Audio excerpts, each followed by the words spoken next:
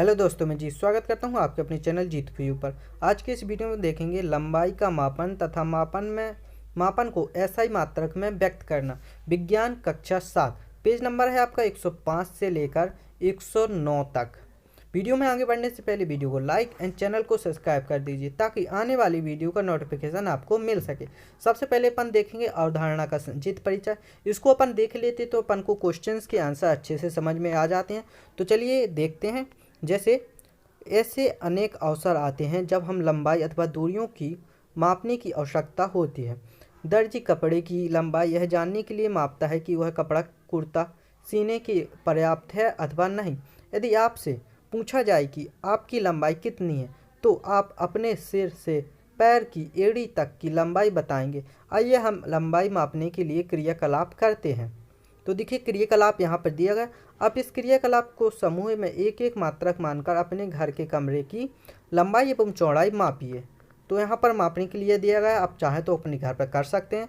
हम देखते हैं कि मापन का अर्थ है किसी अज्ञात राशि से उसी प्रकार की कुछ ज्ञात राशि से तुलना करना। यहाँ पर देखिए मापन का पूरा अर्थ दिया गया है। इसके बाद है इस ज्ञात निश्चित राशि को मात्रक कहते हैं। किसी माप के परिणाम को दो भागों में व्यक्त किया जाता है। एक भाग संख्या तथा दूसरा भाग ली गई माप का मात्रक होता है। उदाहरण के लिए क्रियाकलाप में घर के कमरे की लंबाई 12 कदम लंबाई के बराबर है। तो यहाँ 12 एक संख्या है तथा कदम लंबाई का मात्रक है। क्या आपके कदम द्वारा मापी गई कमरे की लंबाई आपके मित्र द्वारा कदम द्वारा मापी गई कमरे की लंबाई की माप के बराबर है? शायद ये परिणाम भिन्न भिन्न हो सकते हैं, क्योंकि आपके कदम की लंबाई आपके मित्र के कदम की लंबाई से भिन्न हो सकती है। अतः हम देखते हैं कि हमें मापन के कुछ ऐसे मात्रकों की आवश्यकता होती है जो सभी व्यक्तियों के लिए समान हो। मापन के मानक प्राचीन काल से पैर की लंबाई, अंगुली की चौड़ाई तथा एक कदम की दूरी, इन सभी मापों का मात्रक के रूप में सामान्यतः प्रयोग होता था। प्रत्येक व्यक्ति के शरीर की मापों में थोड़ी थोड़ी भिन्नता हो सकती है, जिसके कारण मापन में उलझने आती थी। वर्ष 1790 में फ्रांसीसियों ने मापन की एक मानक प्रणाली की रचना की जिसे मीटर पद्धति कहते हैं। आजकल जिस मात्रक प्रणाली का उपयोग हो रहा है उसे अंतर्राष्ट्रीय मात्रक प्रणाली एसआई मात्रक कहते हैं। मात्रक का लंबाई का मात्रक मीटर, आपके ज्योमेट्री बॉक्स का 15 सेंटीमीटर वाला पैमाना एसआई मात्रक प्रणाली के अनुसार है। प्रत्येक मीटर को 100 बराबर भागों में विभाजित किया जाता है जिसे सेंटीमीटर कहते हैं। जैसे 1 मीटर बराबर 100 सेंटीमीटर एंड 1 मीटर बराबर 1000 नैनो यानी कि मिलीमीटर। अगर आप इसका विस्तृत अध्ययन देखना चाहते हैं तो कक्षा 6 के अध्याय 10 को आप पढ़ सकते हैं, वहाँ से आपको इसका विस्तृत अध्ययन मिल जाएगा। अब चलिए अपन चलते हैं अपनी वर्कशीट पर। यहाँ से अपनी वर्कशीट स्टार्ट होती है। क्वेश्चन है अपना, मापन से क्या तात्पर्य है? देखिए मापन का अर्थ है किसी अज्ञात राशि को ज्ञात राशि से तुलना करना मापन कहलाता है। अपन ने देखा था। तो यहाँ पर देखिए अगला क्वेश्चन है, क्रियाकलाप में घर के कमरे की लंबाई मापने के लिए किसका उपयोग लंबाई की मात्रक की तरह किया गया है? देखिए कदम का उपयोग किया गया है, तो अपन लिखेंगे पैर की लंबाई, अंगुली की चौड़ाई तथा कदमों की दूरी, इन सभी मात्रों का उपयोग किया गया है। आगे चलेंगे अपन। अगला क्वेश्चन है अपना, प्राचीन काल में लोग किस तरह मापन करते थे? तो पैर की लंबाई, अंगुली की चौड़ाई तथा कदम की दूरी, इन सभी का उपयोग मात्रक की तरह किया जाता था। तो इस तरह अपन प्राचीन काल में भी इसी का उपयोग करते थे, तो लिख लेंगे यही। तो क्वेश्चन है अपना अगला, मीटर पद्धति किसे कहते हैं? मापन की एक मानक प्रणाली रचना को मीटर पद्धति कहते हैं। अपन ने लास्ट में देखा था लंबाई का मात्रक क्या है? लंबाई का मात्रक क्या है? मीटर है। तो अपन लिख देंगे लंबाई का मात्रक मीटर है। यहाँ पर वर्कशीट नंबर 2 भी होती है। तो इसका पहला क्वेश्चन है, वर्तमान समय में मापन के लिए किस मात्रक प्रणाली का उपयोग किया जाता था? तो अपना आंसर है वर्तमान समय में अंतर्राष्ट्रीय मात्रक प्रणाली ऐसा यूनिट का उपयोग किया जाता है। तो ये अपन ने देखा। अगला क्वेश्चन है, पैर अथवा कदम का उपयोग लंबाई के मानक मात्रक के रूप में क्यों नहीं किया जाता? क्योंकि प्रत्येक व्यक्ति के पैर अथवा कदमों में भिन्नता होती है, इसलिए पैर और कदम का उपयोग मात्रक की लंबाई में उपयोग नहीं किया जाता है। देखिए अपने घर की कमरे की लंबाई कदम और फिर मीटर पैमाने पर मापकर लिखिए। तो देखिए अगर आपने मान के चलो, अपन ने मान लिया अपने 20 कदम है अपने कमरे की लंबाई, और मीटर में नापा तो कितना मीटर है, 8 मीटर। आप इसकी जगह और भी जैसे बदल कर लिख सकते हैं, जैसे अपन ने 10 कदम लिख दिया यहाँ पर है, और यहाँ पर कितना लिख देंगे, 3 मीटर। तो ऐसा भी आप यहाँ पर लिख सकते हैं। अगला क्वेश्चन है अपना, ज्योमेट्री बॉक्स का स्केल किस मात्रक प्रणाली के आधार पर निर्मित है। तो अपन ने लास्ट में ही देखा था कि ज्योमेट्री बॉक्स का स्केल ऐसा ही मात्रक प्रणाली के आधार पर निर्मित है। तो ये क्वेश्चन अपन लिख लेंगे। अगला है अपना, आपकी अभ्यास वर्कशीट की लंबाई सेंटीमीटर में माप कर लिखिए। आपको क्या करना है, अपने स्केल लेना है और जो भी ये मतलब जो किताब आप सॉल्व कर रहे हैं उसको मापना है। जितना यहाँ पर आएगा आपको उतना लिख देना। जैसे मैंने यहाँ पर लिख दिया है बिना मापे हुए कि अभ्यास वर्कशीट की लंबाई 24 सेंटीमीटर है। आपके सेंटीमीटर द्वारा मापने पर अगर 25 आती है, 26 आती है, 27 आती है तो आप वो लिख देंगे। ठीक है, कोई ज़रूरी नहीं है कि आप यहाँ पर 24 ही लिखें। अगला क्वेश्चन देखेंगे। अगला है अपना प्रोजेक्ट कार। अपने घर के सदस्यों की लंबाई अलग अलग पैमाने से माप कर लिखिए। तो देखिए यहाँ पर आपको अपने घर के सदस्यों की लंबाई नापनी कर लिखनी है। जैसे पहला पैमाना है मीटर में, दूसरा पैमाना है सेंटीमीटर में। तो यहाँ पर आप चाहें तो अपने घर के सदस्यों के नाम डाल सकते हैं, जो भी आपके घर के सदस्यों के नाम हो, जैसे दादा दादी, पिताजी, माताजी, भाई बहन। और आप चाहें तो सीधा ऐसा भी लिख सकते हैं, कोई दिक्कत नहीं आएगी आपको। नाम डालेंगे आप तो बहुत अच्छा रहेगा।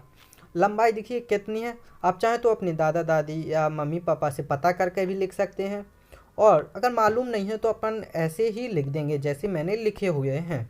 जैसे 1.70 meter, 1.50 meter, 1.70 meter, 1.65 meter, 1.30 meter, 1.30 meter. अगर इनको सेंटीमीटर में लिखेंगे तो 170 centimeter, 150 centimeter, 170 centimeter, 165 centimeter, 130 centimeter, 130 centimeter. इस सेंटीमीटर में आपका आ जाएगा। अब इसी के आधार पर अपना क्वेश्चन है, घर के किस सदस्य की लंबाई मीटर पैमाने के अनुसार सबसे कम है। तो देखिए यहाँ पर मैंने दो सेम टू सेम लिखी हुई हैं, भाई और बहन की। अगर आप चाहें तो इसको भाई की 130 कर सकते हैं और यहाँ पर 125 कर सकते हैं। अगर आप यहाँ पर 1.25 करते हैं तो यहाँ पर आपको 125 करना होगा।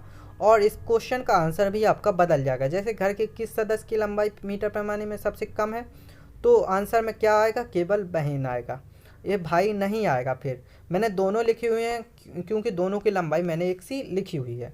ठीक है, तो कंफ्यूज होने की कोई बात नहीं है। फिर भी कंफ्यूजन होता है तो आप कमेंट करके पूछ सकते हैं। घर के किस सदस्य की लंबाई सेंटीमीटर पैमाने पे सबसे अधिक है। तो देखिए दादाजी की लंबाई सबसे अधिक है। घर के किस सदस्य की लंबाई सेंटीमीटर में सबसे अधिक आई, उसकी लंबाई मीटर में बदलिए। देखिए सेंटीमीटर में 170 सेंटीमीटर, मीटर में 1.70 मीटर। ठीक है ना, तो ऐसा अपन लिख देंगे 1.70 मीटर। अगला है अपना 100 आकलन। 100 आकलन देखेंगे, रिक्त स्थानों की पूर्ति कीजिए। देखिए लंबाई का ऐसे ही मात्रक मीटर होता है, तो ये अपन ने देखा। इसके बाद देखेंगे 1 मीटर में सेंटीमीटर होते हैं कितने, 100 सेंटीमीटर होते हैं। वर्ष 1790 में फ्रांसीसियों ने मीटर पद्धति की रचना की। ज्योमेट्री बॉक्स का स्केल कितने सेंटीमीटर होता है, 15 सेंटीमीटर। मापन के परिणाम को दो भागों में व्यक्त किया जाता है, एक में संख्या लिखी जाती है और दूसरे में मात्रक लिखा जाता है। तो ये अपन ने देखा, किसी व्यक्ति की लंबाई 1.65 मीटर है, इसे सेंटीमीटर में बदली। तो ऊपर अपन ने देखा था जिसकी लंबाई 1.65 मीटर थी तो उसका सेंटीमीटर में कितना आया था, 165 सेंटीमीटर। तो यहाँ पर भी अपन लिख देंगे 165 सेंटीमीटर यहाँ आएगा। इसके बाद मिलीमीटर में कितना आएगा, 1650 मिलीमीटर। कितना आएगा, 1650 मिलीमीटर।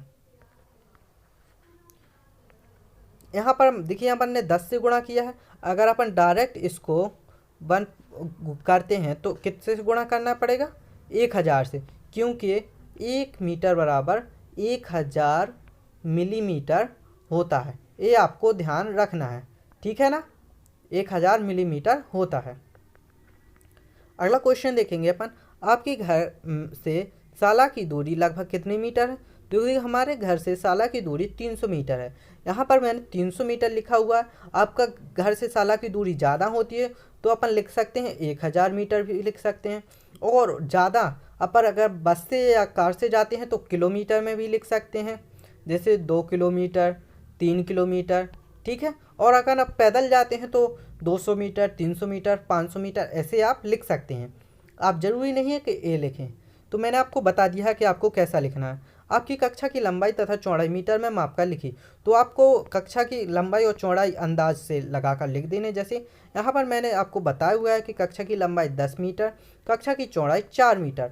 आपकी कक्षा छोटी है तो 8 मीटर और 3 मीटर भी लिख सकते हैं, बड़ी है तो और ज़्यादा 12 मीटर, 5 मीटर भी लिख सकते हैं। तो ऐसा आप लिख सकते हैं। आपको जैसा मैं समझा रहा हूँ सेम टू सेम वैसा ही लिखना है। इसके बाद देखिए, आपके पैर और पंजे की लंबाई को सेंटीमीटर में माप कर लिखिए। जैसे पैर पंजे की लंबाई 20 सेंटीमीटर है, अगर आपका पैर छोटा है तो 18 सेंटीमीटर भी हो सकती है, और बड़ा है तो 22 सेंटीमीटर भी हो सकती है। उससे ज़्यादा बड़ा है तो 24 हो सकती है, लेकिन इससे ज़्यादा बड़ा नहीं हो सकता है किसी का पैर। तो यहाँ पर देखिए अपन ने पेज नंबर 109 यानी कि 109 तक कंप्लीट कर लिया है। अगले वीडियो में देखेंगे अपन पेज नंबर 110 से। तो इस वीडियो को ज़्यादा से ज़्यादा शेयर करें या लाइक करें। मिलते हैं अगली वीडियो में, तब तक के लिए धन्यवाद।